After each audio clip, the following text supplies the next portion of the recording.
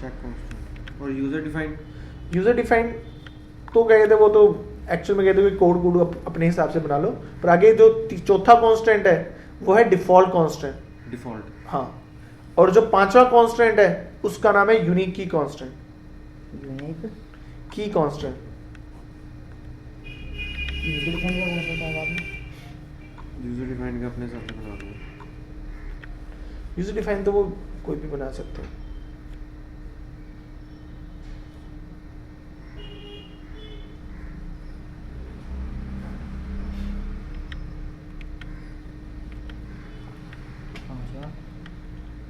Default किसमें डाला है? डिफॉल्ट तो एक कांस्टेंट का नाम है। डिफॉल्ट किसी के कैटेगरी के अंदर से डाला मैंने। जैसे हम कांस्टेंट है ना, 5 तरह का कांस्टेंट मिलता है। प्राइमरी की, फॉरेन की, देन फर्दर तुम्हारा चेक कांस्टेंट। चेक कांस्टेंट के 3 टाइप है, इन, लाइक और बिटवीन। फिर है हमारे पास डिफॉल्ट कांस्टेंट, ये एक चौथा है हमारा कांस्टेंट की कैटेगरी में, और एक है पांचवा, वो है हमारा यूनिक की। अब बात आती है इनको इम्प्लीमेंट करना, ठीक है। अब जो हम एक्शन परफॉर्म करने वाले हैं वो इम्प्लीमेंटेशन इसकी करने वाले हैं। तो इम्प्लीमेंटेशन चेकआउट करते हैं वो कैसे होती है, ठीक है। तो जैसे यहाँ आते हैं, सबसे पहले एक नया टेबल बनाते हैं जिसमें मैं लिखता हूँ क्रिएट टेबल। एक क्लास टेबल बनाया, ठीक है। इसमें क्लास आईडी रखा। मैं चाहता हूँ क्लास आईडी यूनिकली मेंटेन हो, बार बार क्लास आईडी रिपीट ना हो, तो उसके लिए लगा दिया कांस्टेंट। उसके बाद कांस्टेंट का नाम क्या रखना है, pk अंडरस्कोर क्लास आईडी, ठीक है। कांस्टेंट है, कांस्टेंट क्या लिखा भैया? कांस्टेंट लिखा क्या भैया? कांस्टेंट। हाँ तो कांस्टेंट ही तो है, तो कांस्टेंट तो है ही नहीं, ठीक है। कांस्टेंट है, कांस्टेंट नहीं है, ठीक है। कांस्टेंट हो गया। उसके बाद इसका नाम क्या देना है, कौन सा कांस्टेंट है ये? प्राइमरी, ठीक है। उसके मैं चाहता हूँ क्लास नेम।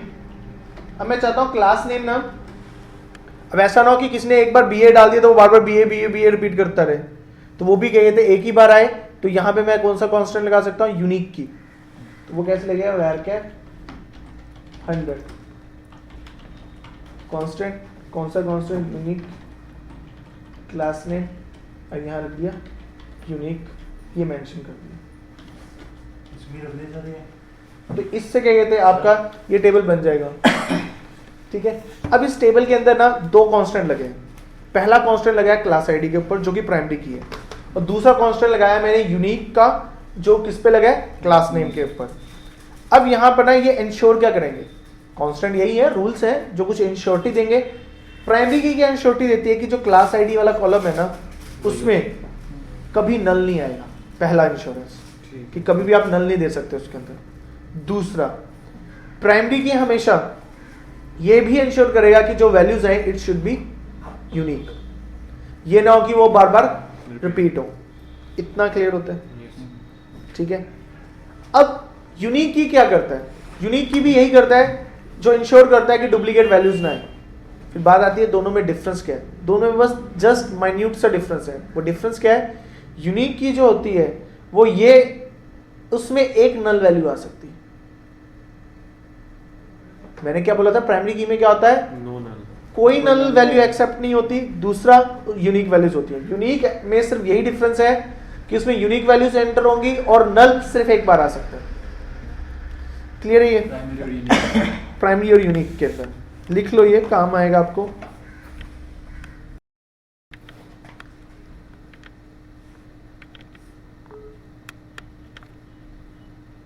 कई दिनों से सोच रहा था वैसे मैं कि किसी के सिस्टम में कुछ गड़बड़ हो और वो यहाँ लाए ठीक करने के लिए, फिर वो वीडियो बनाने साथ में साथ। मुझे नहीं पता था कि वो तो निकलेगा। मेरे भी खोलने तो आराम से, अब आज भी आराम से हो जाएगी। अब ना मुझे इंश्योर करना है कि कई सही में भी चलते हैं कि ऐसी हमने बना ली है। तो मैं करता हूँ insert into class table, class ID और क्लास नेम डालता हूँ। सबसे पहले मैं क्या करता हूँ, जानबूझ के ना नल डालता हूँ, ठीक है, और क्लास नेम डाल देता हूँ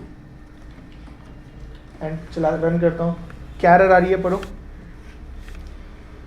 cannot insert the value null into column class id। ठीक है, तो यानी वो उसने सीधा कहते कि भैया अब ये चलाने नहीं देगा आपको, क्योंकि आपने प्राइमरी की में null प्राइमरी की में नल डाल दिया, तो जो कि प्रैक्टिकली पॉसिबल नहीं है। तो ये एक स्टेप तो आपके पास ये आ जाएगा जिसका आपने ध्यान रखना है। ठीक है, अब मैं इसके अंदर कुछ वैल्यूज, कोई जेन्युइन सी वैल्यू एंटर करने की कोशिश करता हूँ। तो उसे डालने के लिए मैं क्या करता हूँ, यहाँ आता हूँ और क्लास टेबल के अंदर अब इसको कॉपी करके यहाँ पर कुछ वैल्यू जेन्युइन से डालता हूँ। मैंने 101 डाला, ठीक है, रन किया, अफेक्टेड होगी रो। ठीक है, दोबारा 101 और डीए को इंसर्ट करने की कोशिश करता हूँ, एरर आ गई। क्या एरर आई? की सेम वैल्यू नहीं चाहिए एरर पढ़ो यार, हाँ वो पता लग गया। क्योंकि पता है ये एरर्स तुम्हें काम आएंगी। कभी हम कनेक्टिविटी वगैरह कर रहे होते हैं ना .NET वगैरह में, तो इन एरर्स को याद रखोगे तो वहाँ भी ऐसी एरर आएगी, तो पता लग जाएगा किसकी रीजन से हो गया।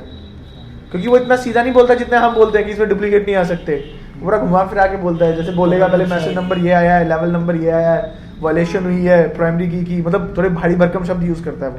ये लो देखती है। cannot insert duplicate key नहीं ठीक है ना, बाद में बोलेगा थोड़ा तरीके से।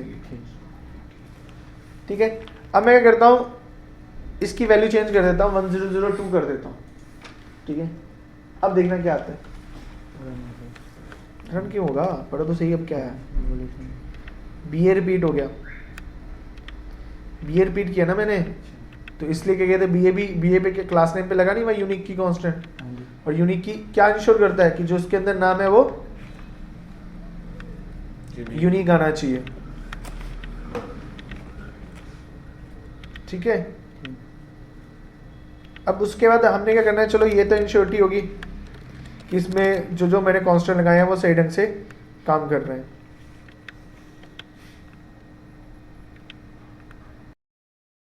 देखो ना, ये जो क्वेरी है ये कंप्लीट इंसर्शन नहीं है, पार्शियल इंसर्ट है। कल कर रहे थे जब इंसर्ट में एग्जांपल, अरे नेम नेम नहीं डाला उसमें, नेम नहीं डाला, और नेम को मैंने नॉट नल बनाया। नॉट नल बनाने का मतलब क्या है, कंपल्सरी, कंपल्सरी है। मतलब उसको इंसर्ट करना जरूरी है। तो अगर वहाँ से नोट ना डालो चल जाएगा, कहाँ से उधर से ऊपर से। ये परेशान करता है यार, क्या करें। ऐसे के चक्कर में मेरे को तो दूसरी बार विंडो डालनी लगी पड़ी। फिर वहाँ से थोड़े नहीं कर सकते, डब्बा उठा के लेके आया करूँगा, क्या प्रॉब्लम है, जैसे फोन करके पूछता हूँ। ये तुम्हारे पास हमेशा नंबर चेंज होता है, तुम्हारा क्या चक्कर? हाँ, तो हर बारी मतलब एक नया नंबर ही मिलता है जिससे मैं पहचान भी नहीं पाता कि तुम वही हो। नहीं सर, 90 17 17 13 86 वाला तो मेरा नंबर परमानेंट है। एक नंबर है जो तो मैंने सेव किया हुआ है। हाँ बस ठीक है। वही, जिससे आपने मेरे को पहली बार फोन किया था सुबह, हाँ। वो है मेरा नंबर। बाकी नंबर सर मैं कोई पापा का, कोई भाई का। कोटा पूरा ही लेके रेलवे का सिम मिला हुआ है सर एक तो कितने का? पापा को। अच्छा, ले लिया। पापा रेलवे में। एक स्कीम भी तो चल रही है आइडिया की, क्या? कह रहे उसमें बड़ी कॉल रेट्स सस्ती होंगी पूरे इंटरनेशनल लेवल पे। सर हमारे घर के सामने विर्जिन का मिल रहा है। चलेगी। चल रही है, कहते ले लो। रोमिंग खत्म कर देंगे वो तो हो ही जाएगी। 1 जनवरी से खत्म हो जाएगा। ठीक है यार, हो जाएगी। बहुत बढ़िया। मैं अपना fix SIM card call rate तो महंगी हो जाएगी फिर तो अभी। के 1.2 पैसा तो हो ही गई है। तो हमने क्या करना है यार, कॉल रेट्स का। आजकल लोग फ़ोन पे नहीं, मैसेज पे बात कर लेते। ठीक है सर, मैं भी मैसेज कर करूँगा जब कुछ ना कुछ ना। मेरे पास तो 1 पैसा ही है मैसेज तो। मेरा भी एक पैसे लाइंस पोस्ट पे जाना तो बहुत टाइम से चल रहा है। 1 साल पंजाब में रहा, 1 साल गुजरात में रहा, हमेशा वहाँ पे चल